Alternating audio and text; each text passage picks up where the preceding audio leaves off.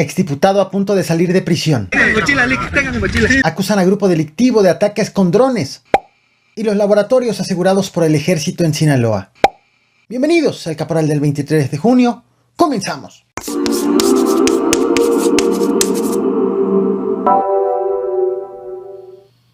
Lo que estás a punto de ver es a un alcalde, al alcalde de Ocoyoacac, Estado de México, echándole el auto a unos manifestantes. Esto ocurrió este jueves 23 de junio en la localidad de San Pedro Cholula, en este municipio.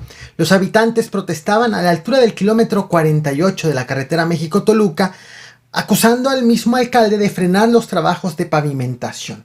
Al lugar entonces llegó el edil, el PBMista Samuel Verdeja, y como no llegó a un acuerdo con los habitantes, se retiró del lugar en su auto, llevándose unos metros a uno de los manifestantes en el cofre de su vehículo.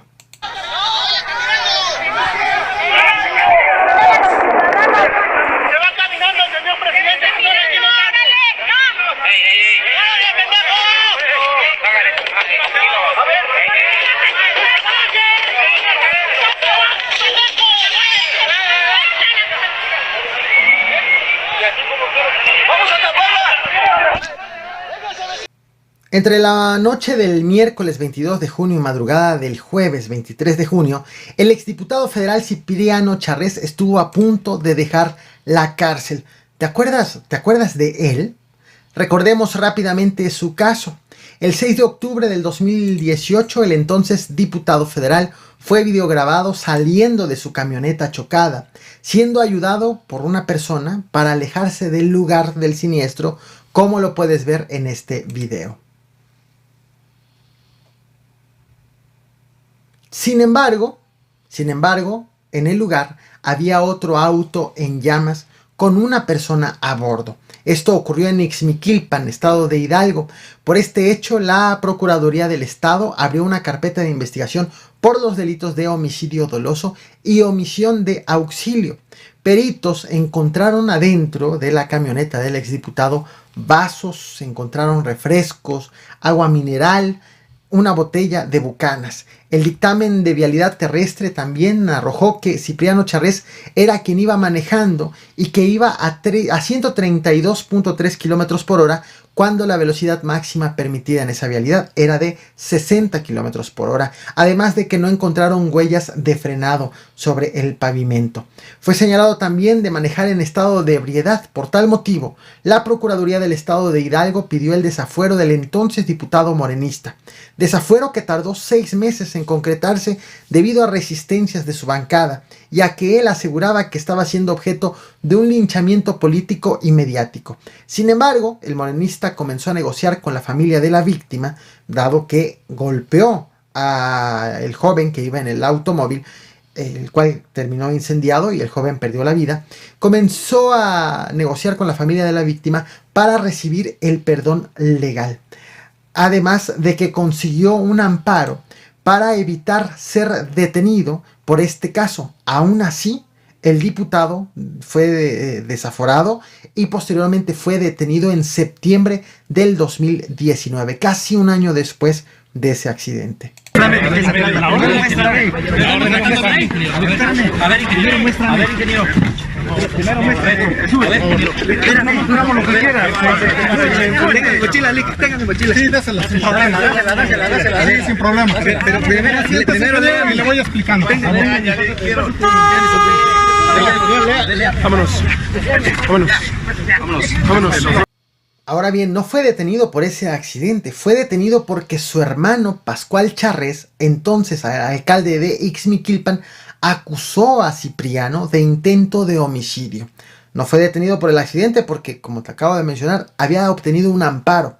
El pasado 21 de junio, ya de este 2022, Cipriano Charrés informó que había denunciado a la jueza de control Karina Bertis por los delitos de abuso de autoridad, privación ilegal de la libertad, discriminación, ejercicio indebido del servicio público, tortura psicológica, omisión de auxilio y lo que resulte, por lo que consideró que podría dejar la prisión en la audiencia de este miércoles y jueves 22 y 23 de junio. ¿Pero qué ocurrió en esa audiencia? La jueza de control decidió reclasificar el delito de homicidio doloso por homicidio culposo para el caso del joven que murió calcinado en en el accidente automovilístico, lo cual, al dejar de ser doloso y convertirse en culposo, implica sanciones mucho menores para el inculpado, como la existencia de la posibilidad de llevar el proceso en libertad, debido a que también ya había obtenido el amparo desde el año 2019, además de que su hermano ya le había dado el perdón legal por el delito de intento de homicidio. Sin embargo, le fue dictada una nueva medida cautelar al exdiputado, debido a que la jueza consideró que Cipriano Charrés tiene el poder político y capacidad económica para huir o para intentar amenazar a las víctimas indirectas por el caso del joven fallecido tras el choque. La defensa del exdiputado ya adelantó que va a impugnar. En tanto, afuera de los juzgados quedaron todas estas personas simpatizantes de Cipriano Charrés.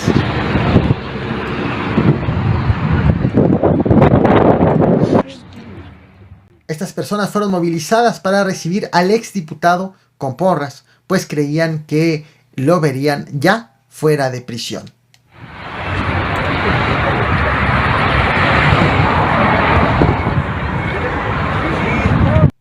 Este jueves 23 de junio, la carretera Chilapa-José Joaquín Herrera fue bloqueada por habitantes y comunitarios de la comunidad de Alcozacán, municipio de Chilapa en el estado de Guerrero. Acusaron que en la última semana integrantes del grupo delictivo de Los Ardillos han atacado pueblos de este municipio. Lo han hecho con drones cargados de explosivos, según han denunciado, de tal forma que el bloqueo que realizaron los habitantes fue para exigir al gobierno federal y estatal que ordenen a la Guardia Nacional detener a los ardillos. Aseguraron que tan solo en la comunidad de Tula, este jueves 23 de junio, a las 9 de la mañana tiraron un dron explosivo, otro más a las 11 de la mañana y el último a la 1 de la tarde. Seguramente recordarás, se trata de la comunidad de Tula, la misma comunidad en donde el pasado martes 21 de junio, reporteros fueron invitados a una conferencia de prensa de la policía comunitaria, cuando durante esa conferencia se desató un enfrentamiento entre los comunitarios que invitaron a los reporteros y los ardillos que comenzaron a atacarlos. Y los reporteros quedaron en el fuego cruzado. Están atacando y estamos aquí porque las autoridades no han respondido. Y por eso pedimos ahora sí protección. Quiero que prestes atención a esta imagen. Se trata del mapa hecho por el Servicio de Investigaciones Legislativas de los Estados Unidos sobre la presencia de los grupos de la delincuencia organizada en territorio mexicano. Es la última o la distribución actualizada por las autoridades estadounidenses. En mi próximo video revisaremos este mapa y esta distribución a detalle. Así que la invitación es que te suscribas y actives la campana de notificaciones. Y te recuerdo de todos los temas que he mencionado en esta transmisión y que ya les he dedicado un video, te dejo los links en la descripción de esta misma transmisión, como el caso de Cipriano Charrés o los reporteros en el fuego cruzado. Y llegamos al tema principal. Ocurrió este jueves 23 de junio el aviso, el anuncio. La Sedena ha informado de un aseguramiento, de 3 aseguramientos en el municipio de Cozalá, en el estado de Sinaloa. La intervención ha ocurrido, según ha dicho, en el marco de la Estrategia Nacional de Seguridad Pública, con la que elementos del ejército buscan grupos delictivos asentados en esa entidad, en Sinaloa, dedicados principalmente a la fabricación de sustancias sintéticas ilícitas. En esta ocasión acudieron al municipio de Cozalá, en donde estuvieron haciendo inspecciones en los poblados de El Rodeo, Los Cedritos y Bacata. Fue allí en donde encontraron 3 laboratorios clandestinos. El primero lo encontraron en El Rodeo, en donde había 19 recipientes vacíos de diferentes capacidades, 5 reactores metálicos de síntesis orgánica con capacidad de 200 litros, 3 bidones con aproximadamente 50 litros de tolueno, 3 condensadores metálicos, 3 secadoras metálicas, un bidón con aproximadamente de 60 litros de ácido sulfúrico. El segundo hallazgo lo hicieron en el poblado de Los Cedritos. Había allí 37 pinzas metálicas de presión, 19 recipientes vacíos de varias capacidades, 6 reactores metálicos de síntesis orgánica con capacidad de 200 litros, 2 quemadores metálicos, 2 palas metálicas y una carretilla. El tercer aseguramiento fue en el poblado de Bacata, en donde había 400 garrafas vacías de plástico con capacidad de 50 litros. También había 150 tambos vacíos con capacidad de 200 litros, 11 reactores metálicos de síntesis orgánica con capacidad para 200 litros y 5 carretillas. Lo que estás viendo en pantalla son imágenes de estos laboratorios. Todos fueron inhabilitados, sin embargo, autoridades no reportaron una sola detención ni detallaron para qué grupo delictivo eran estos laboratorios. Esto es lo que he preparado para ti. No olvides reventar el botón de like, compartir y suscribirte. Buenas noches, muchas gracias.